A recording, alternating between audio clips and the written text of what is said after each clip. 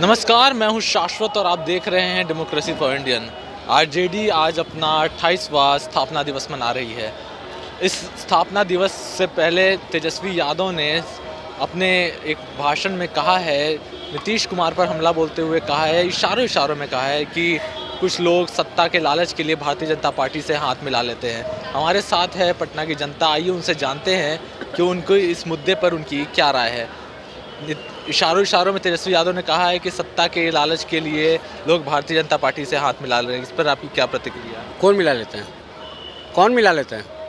नीतीश कुमार जी पे। तो पूरा बिहार नहीं, पूरा हिंदुस्तान जानता है इस बात को कि अपनी सत्ता को बचाने के लिए हम तो सुनहरे अक्षर में बताएं कि सुनहरे अक्षरों में स्कूल में पढ़ाया जाएगा कि ऐसे राज्य के ऐसे एक मुख्यमंत्री थे जिन्होंने अपनी सत्ता के लिए, अपनी कुर्सी के लिए 9 बार इस्तीफा देकर 9 बार शपथ ग्रहण करने का काम किया है। तो बिहार में नीतीश कुमार, तो हम नहीं, बिहार के बच्चे हिंदुस्तान के लोग जानते हैं कि सत्ता ही के लिए 45 सीट लेके आप इस बिहार के मुख्यमंत्री बने।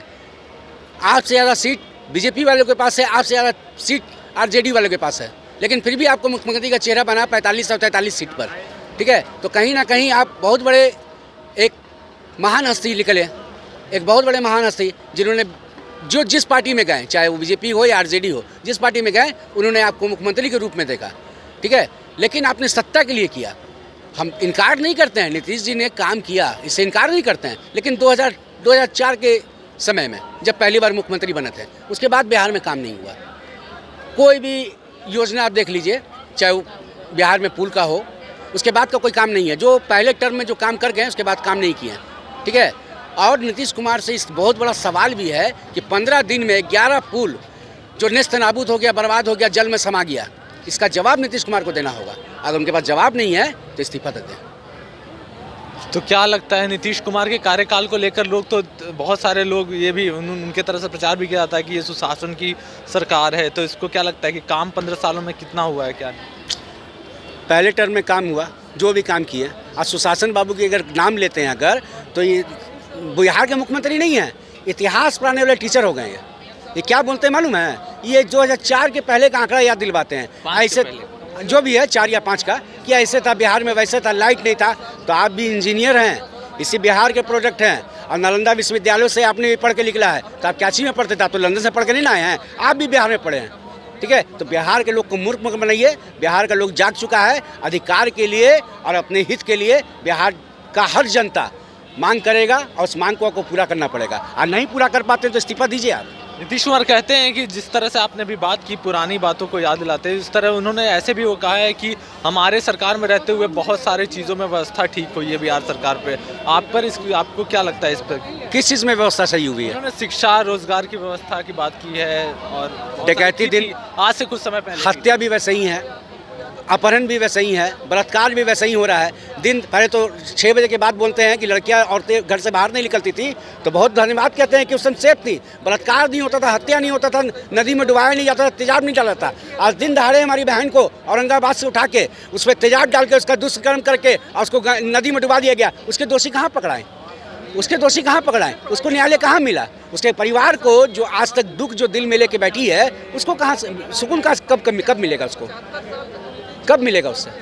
ठीक है, तो नीतीश कुमार ने इस बार बिहार को खोखला करने का काम किया है, बिहार के युवाओं के साथ खेलने का काम किया है। कोई इंडस्ट्री पर, कोई फैक्ट्री पर, कोई बड़े डेवलपमेंट पे कोई बात नहीं इनका। ठीक है, और जो बात कर रहे हैं उस पर कटाक्ष कर रहे हैं। क्या लगता है आपको, जिस तरह तेजस्वी यादव ने इशारों में कहा है कि जो कुछ लोग सत्ता के लिए भारतीय जनता पार्टी से हाथ मिला लेते हैं, इस पर आप? देखिए, मैं आज बधाई देता हूँ स्थापना दिवस को अपने भाई को, तेजस्वी यादव को। अच्छा है इस तरह का कार्यक्रम। मैं तो कहूँगा मेरे भाई को कि आप हर महीने करो बिहार की जनता के हित के लिए। और मेरे भाई ने कोई गलत बात नहीं कहा है, इसके लिए मैं आपको थोड़ा दिन पहले ले चलता हूँ। मैंने आज तक कभी माननीय मुख्यमंत्री नीतीश कुमार जी से कोई सवाल नहीं किया, पर हाँ आज मैं करना चाहता हूँ कि अगर मेरे भाई ने गलत बोला है तो आप बताइए, नीतीश जी वो कौन इंसान था 2014 में? वो कौन इंसान था जो करोड़ों लोगों का बाल और नाखून कटवा के दिल्ली भिजवाया था? किसके कहने पे? नीतीश जी, मैं आज आपसे पूछना चाहता हूं कि विशेष राज्य के दर्जा के मांग पे दिल्ली में रैली किसने करवाया था? नीतीश जी, मैं आज मांग करता हूं कि आपने ही कहा था पिछली बार जब गठबंधन तोड़ा था बीजेपी से कि ये लोग हमारी पार्टी तोड़ रहे थे, तो ये किसने कहा था? नीतीश जी, मैं आज आपसे ये पूछना चाहता हूँ कि आपने इंडिया गठबंधन का नींव क्यों रखा? शहर शहर घूम के, प्रदेश प्रदेश घूम के, आप इस बात का जवाब दीजिए। और इस बात का भी जवाब दीजिए कि आपने इंडिया गठबंधन से दूर क्यों हुआ। तो मेरे भाई ने कोई गलत बात नहीं कहा आपको, बात सत्ता के खेल का ही है। और मैं आपको ले जाता हूँ केसी त्यागी जी के पास। उनका स्टेटमेंट है कि हम सत्ता में झाल बजाने के लिए थोड़ी बैठे हैं, पद के लिए बैठे हैं।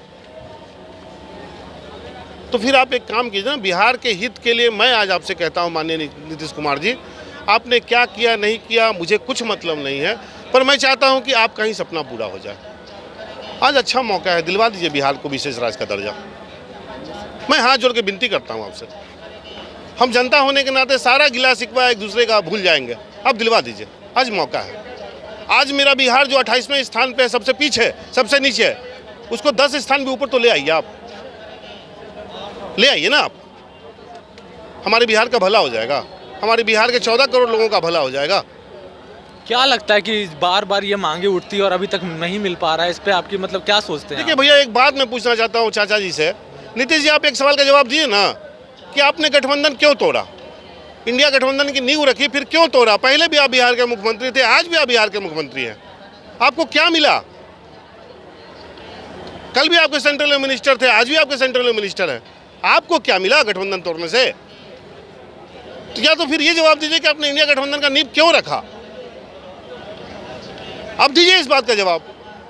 आप ही का कहना था कि जो लोग 2014 में गद्दी में बैठे हैं 2024 में नहीं बैठेंगे।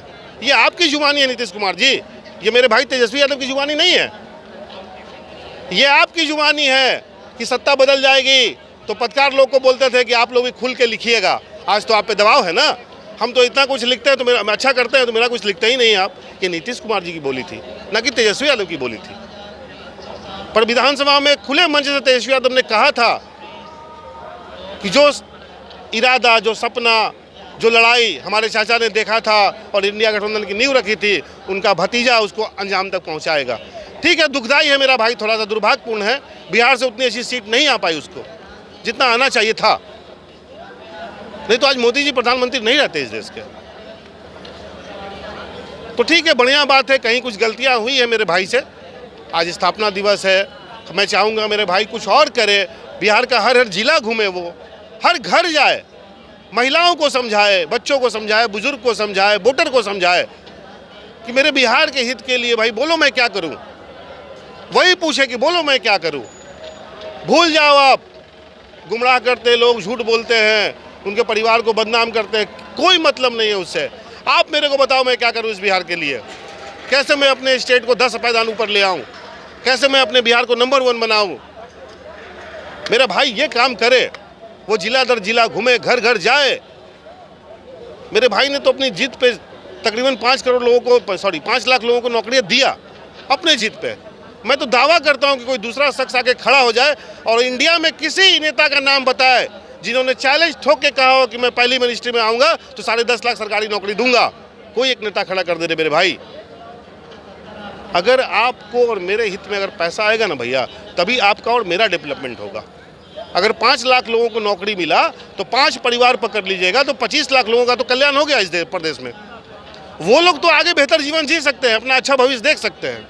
और 14 करोड़ की आबादी है मेरे भाई मेरे प्रदेश की, बहुत गरीबी है यहाँ। 4 करोड़ लेबर है यहाँ जो जाते हैं प्रदेश दर प्रदेश, घूमते हैं, भटकते हैं, दूसरे शहर को, दूसरे स्टेट को स्वर्ग बनाते हैं, और हमारा बिहार सदियों से पीछे है। मैं चाहूँगा कि हमारे सवालों का जवाब जदयू के कोई मिनिस्टर दें, बीजेपी के कोई नेता दें, माननीय नीतीश कुमार जी आप दें। मैंने आपसे सिर्फ सवाल किया है, परिस्थितियां जो भी हो नीतीश कुमार जी, लेकिन आज परिस्थितियां ये बन गई है कि आप बिहार को विशेष राज्य का दर्जा दिलवा के बिहार के इतिहास में आप अमर होने का काम कर जाओगे। ये मेरी विनती है आपसे। ये थे हमारे साथ पटना की जनता जो इस मुद्दे पर बात कर रही थी। अगर आपको हमारा ये खबर पसंद आया तो हमारे चैनल को सब्सक्राइब करें। धन्यवाद।